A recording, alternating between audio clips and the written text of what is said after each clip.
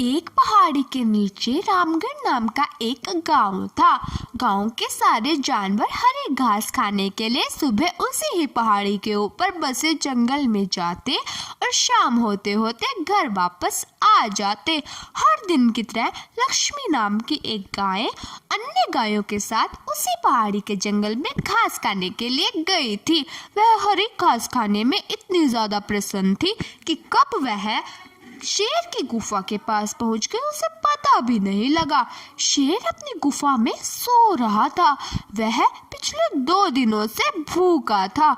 जैसे ही लक्ष्मी शेर की गुफा के पास पहुंची, गाय की खुशबू से शेर की नींद खुल गई। वह शेर धीरे धीरे गुफा से बाहर आया और गुफा के बाहर गाय देखकर वह बहुत खुश हो गया। शेर ने मन ही मन सोचा कि आज इसकी 2 दिनों की भूख मिट जाएगी। वह इस तंदुरुस्त गाय को खाकर अपनी भूख मिटाएगा। वह इस तंदुरुस्त गाय का ताजा मांस खाएगा और यह सोचकर उसने एक तेज दहाड़ लगाए। लक्ष्मी शेर की दहाड़ सुनकर डर जाती है। जब वह अपने आसपास देखती है तो वह दूर दूर तक उसको कोई भी नहीं दिखाई देता। जब वह हिम्मत करके पीछे मुड़ी, उसे ने देखा कि शेर उसके पीछे खड़ा हुआ है।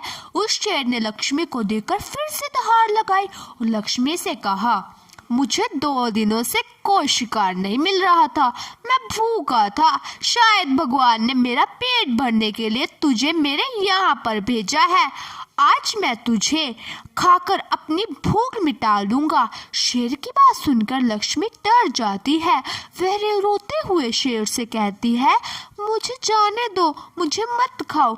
मेरा छोटा बच्चा है जो अभी सिर्फ मेरा ही दूध पीता है और उसे घास खाना अभी तक नहीं आता है। लक्ष्मी की बात सुनकर शेर हंसते हुए कहता है, तो क्या मैं मेरा हाथ आए शिकार को ऐसे ही जाने दूं?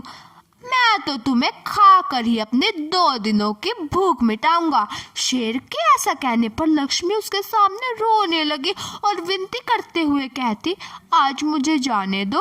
मैं आज अपने बछड़े को आखिरी बार दूध पिला दूंगी और उसे बहुत सारा प्यार करके कल सुबह होते ही तुम्हारे पास आ जाऊंगी। फिर तुम मुझे खा लेना और अपना पेट भी भर लेना। शेर लक्ष्मी की यह बात मान जाता है और धमकी देते हुए कहता है कि कल तू नहीं आई तो मैं तेरे गांव आऊंगा, फिर तुझे और तेरे बेटे दोनों को खाऊंगा। लक्ष्मी शेर की यह बात सुनकर खुश हो जाती है और शेर को अपना वचन देकर गांव वापस चली जाती है। वहां से वह सीधे अपने बछड़े के पास जाती है, उसे दूध पिलाती है, उसे बहुत ज़्यादा प्यार करती है। फिर बछड़े को शेर के साथ हुई सारी घटना बताती है और कहती है उसे अब अपना ख्याल खुद ही रखना होगा। वह कल सुबह होते ही अपना वचन पूरा करने के लिए शेर के पास चली जाएगी।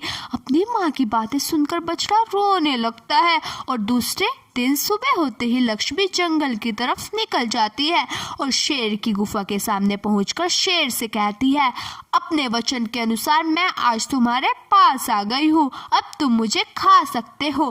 गाय की आवाज़ सुनकर शेर अपनी गुफा से बाहर निकलकर आता है और भगवान के अवतार में प्रकट होते हैं। वह लक्ष्मी से कहते हैं, मैं तो बस तुम्हारी परीक्षा ले रहा था। तुम अपने वचन की पक्की हो। मैं इससे बहुत प्रसन्न हुआ। तुम अब अपने घर और अपने बछड़े के पास वापस जा सकती हो। इसके बाद वे उस गाय को गौ माता होने का वरदान भी दे देते हैं और उसी दिन के बाद सभी गायों को गौ माता कहना शुरू कर देते हैं।